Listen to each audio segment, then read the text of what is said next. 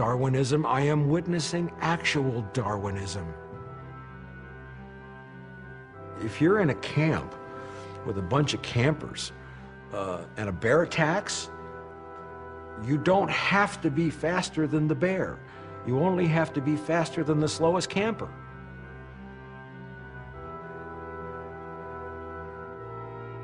There is one and only one graph image that I have used, and I would guess 60 to 70 lectures in 8 countries, and that's a graph of human population. And if one looks at that graph, what you see is human population roughly stable at around 1 billion people or so, maybe a little bit more, at around the time of Christ, and it stays pretty stable until we get to the bubonic. It starts to rise some as some primitive technology emerged, but then you get to the bubonic plague, there's a little dip. Then after the bubonic plague, you begin the start of what we would call the Renaissance and the early stages of the Industrial Revolution, the discovery of steam. The population starts to go like this.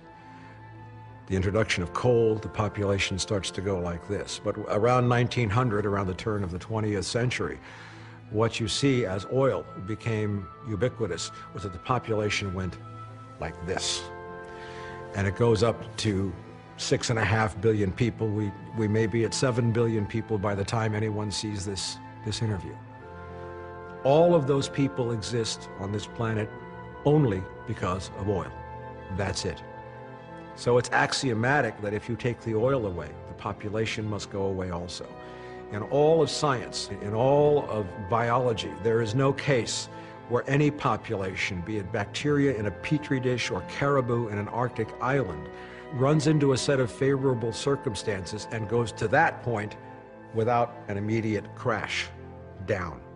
It's a law. It's a law as fundamental as gravity. It's a law as fundamental as thermodynamics. And if one thinks about it, it might also be viewed as true of the stock market or the financial markets, which go like this. And when they go like this, they automatically go like this. That's the history of every bubble.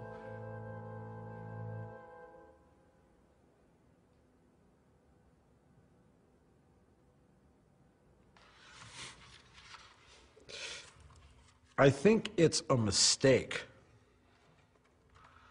to ask if people, and make all people the same as one entity,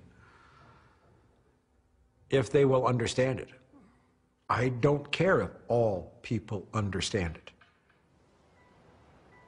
When you're faced with an overwhelming life-threatening crisis, as in the Titanic being hit by an iceberg, and you happen to be aware before anybody else is that the ship is going to sink and there aren't enough lifeboats, and you know how to build lifeboats, and you tried to deal with that in however long the Titanic had before it went down, you're likely to run across 3 types of passenger on the Titanic. You'll run across a type that's basically deer in the headlights.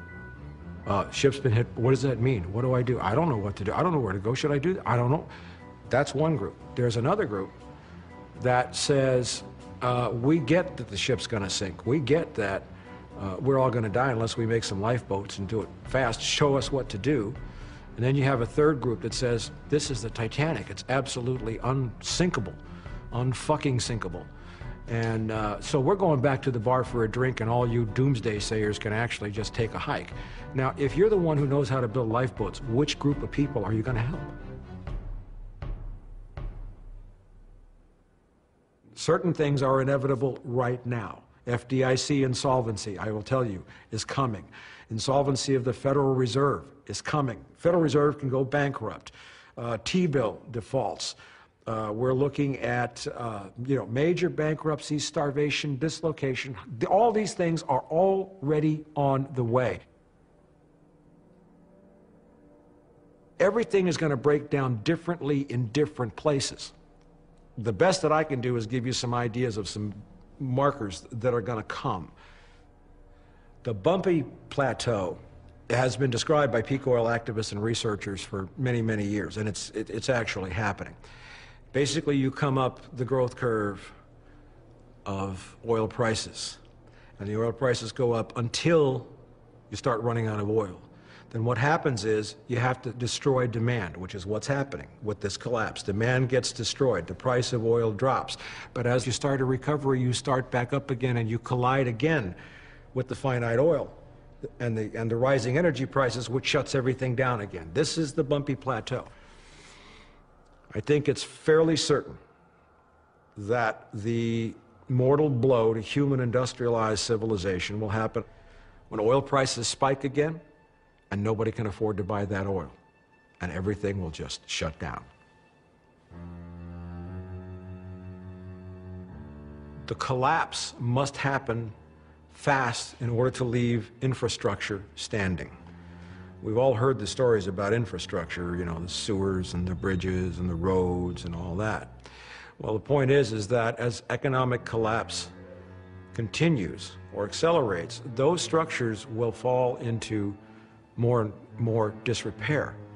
There's not going to be any money or anything running to fix those. So what you want to have is the change to a new paradigm, getting the old one out of the way, while there's still infrastructure left to start building something new.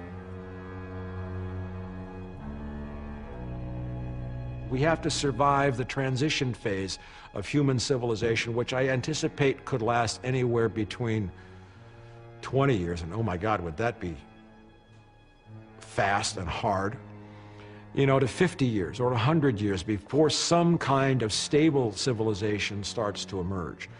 You need to survive the transition phase. So don't panic, don't freak out. Use your heads, analyze your local situation where you live. Don't worry about rebuilding sewers. You're going to be able to get water for a few years. People say there's either oil or no oil. There's either food or no food.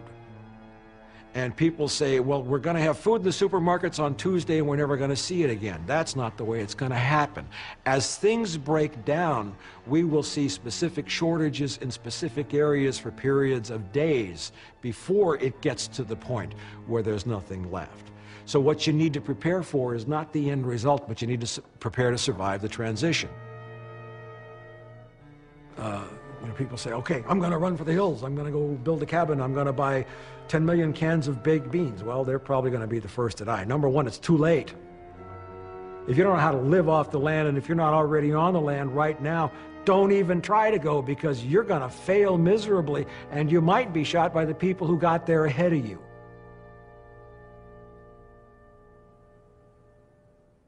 You know, the one factor that you're not including in some of this is just sort of discounting human ingenuity or our ability to sort of problem solve. Because my father was an Air Force aviator, combat veteran, he was very much trained in a military style of decision-making and analysis where it's motivated by life and death decisions, where you are trained how to think critically and respond critically in response to emergency. So I was trained at an early age in the skill of critical thinking. And maybe I have a gift for it too. I believe there are some people who have a gift for critical thinking.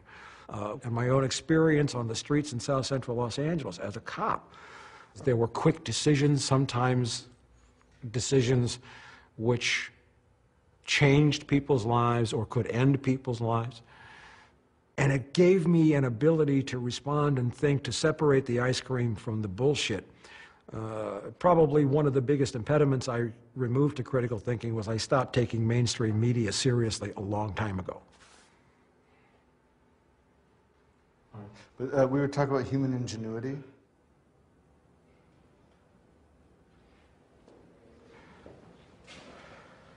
No amount of technology and no amount of human ingenuity can possibly overturn the laws of physics, the laws which govern this planet. Those are intractable, immutable, real, and science has never been able to do that. Man's great arrogance, I believe, and one for which he's paying a price now, is to believe that mankind really could become God and even turn over and upset and revoke somehow the laws of the universe. I am a great advocate of buying and owning physical gold, not paper gold. You buy gold, you own it. When hyperinflation occurs after deflation here and all these trillions of dollars come back and we are wheeling wheelbarrows of $1,000 bills to buy a loaf of bread, the only thing people will accept for goods is going to be gold. Do whatever you can to re-insulate your house if you need to, if you have a house. If you have soil, you immediately get it off petrochemicals and start learning how to restore it. What I do in the yard where I'm renting, I'm mixing barbecue and wood ash, and then I go out and pee on everything, because then you get the root elements of ammonium nitrate that starts to bring the soil back. If you are dependent upon a cell phone, get a landline. All of the telecommunications companies that operate the satellites, the cell towers, the fiber optic cables, and all this stuff that makes your wonderful cell phone work are cutting back on maintenance as the stock market collapses, and we're going to see failures in cell phone service. A landline is a redundancy that can help you. Get books on first aid and holistic medicine. Moderate fresh water supply. The reasonable amount of food storage. You can't store enough to live on. What you need to store is seeds. Seeds that are not manufactured by Monsanto, that are not frankenseeds, that only work one time you plant them and then you gotta go buy more. You get good, organic, whole seeds and you store them. That could be a great currency in the future.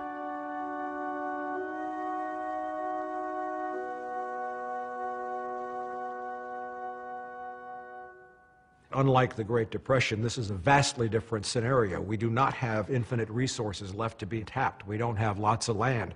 We're at peak everything, all the commodities, everything else. And what they had in the 1930s that my grandparents told me about was the ability to grow food right where they live. And local food production is perhaps the most fundamental key to human survival in the collapse